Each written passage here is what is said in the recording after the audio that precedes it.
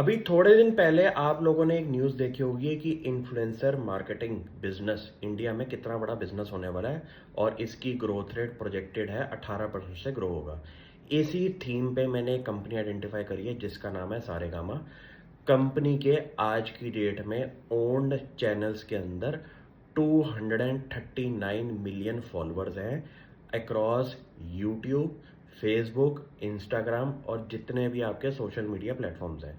यहाँ पे कंपनी ने एक बहुत बढ़िया गेम चलाई है, वो आप समझे। कंपनी के कोर बिजनेस से जो पैट मार्जिन बनता है वो है 34% का। दुनिया में ऐसा बिजनेस बताइए जो कि 100 रुपए के रेवेन्यू पे 30-34 रुपए पैट लेके आ रहा है आफ्टर टैक्स। ऐसा धंधा आपको नहीं मिलेगा। बहुत कम गिनती की कंपनीज हैं जो कि इस लेवल पे काम कर रही हैं। कंपनी ने ये देखा कि उनके जो गाने हैं, जो कि इस टाइम कैटलॉग जो है 1.5 लाख गानों से ज़्यादा का हो चुका है, 75 तो फिल्म लाइन के पास। यहाँ पे कंपनी की रेवेन्यू गेम जो है वो रेकरिंग गेम बन चुकी है। यहाँ तो कंपनी की कैश काउ का बिजनेस जो है वो अगले 10 साल के या 15 साल तक आपको दिखाई देता रहेगा। कंपनी ने क्या किया कि अब न्यू डाइवर्सिफिकेशन मारने के लिए, क्यों?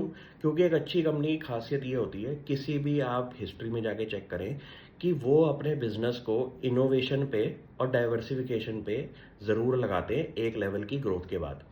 यहाँ पे सारेगामा ने क्या किया है कि उनका जो म्यूज़िक बिजनेस है वो एक बहुत लेवल पे अच्छा आपको ट्रेंड दिखाई दे रहा है कि वहाँ पे जितने भी वर्ल्ड के अंदर स्ट्रीमिंग डिवाइसेस हैं, गाने लोग सुन रहे हैं, इंस्टाग्राम पे लोग गाने लगा रहे हैं, तो कंपनी को हर गाने के स्ट्रीम पे पैसा मिल रहा है।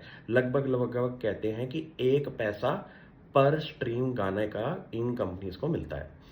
यहाँ पे बिजनेस तो इनका एक स्केलेबल आप ऑटोमेटिकली देख रहे हैं कि हर क्वार्टर ये लोग नए गाने लगाते हैं और वो गानों को लोग स्ट्रीम करते हैं और वो लोगों को गाने आगे फ्यूचर में लोग चलाते हैं। फॉर एग्जांपल इस क्वार्टर कंपनी ने चमकीला पिक्चर आई थी, उसके म्यूजिक राइट इस कंपनी के पास है। आप ये समझिए कि ये बिजनेस तो इनका चल रहा है। अब कंपनी ने पूरा का पूरा नया फोकस जो बनाया हुआ है वो है इन्फ्लुएंसर मार्केटिंग बिजनेस के अंदर। यहाँ पे 6 महीने पहले इन्होंने एक कंपनी खरीदी।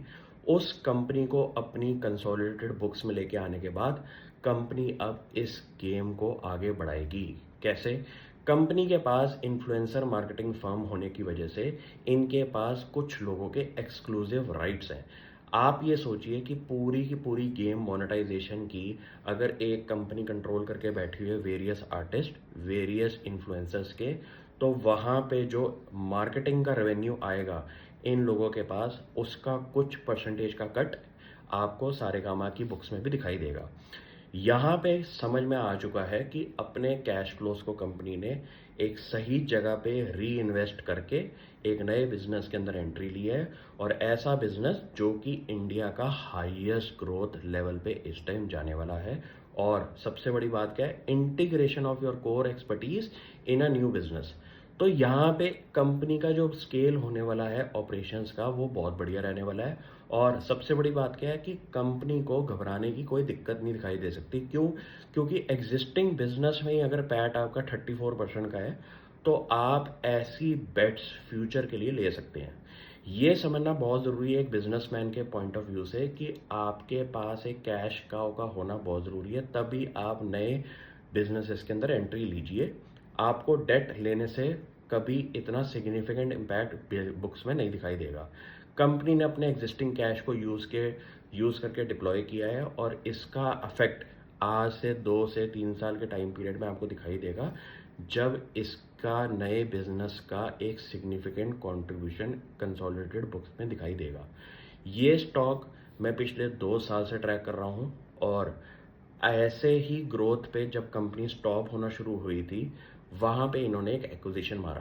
तो ये एक अच्छी कंपनी की खासियत क्या है कि आपको जब फ्यूचर में स्लो डाउन दिखाई देता है अपने कोर बिजनेस में, तो आप नए बेट्स लेते हैं ताकि आपकी रनिंग इनकम जो है वो बढ़ती रहे। इस स्टॉक को अगले 5 साल आप देखिए और नोटिस करें कि ऐसा बिजनेस इस मार्जिन पे आपको और कहाँ पे दिखाई दे रहे हैं। Thank you.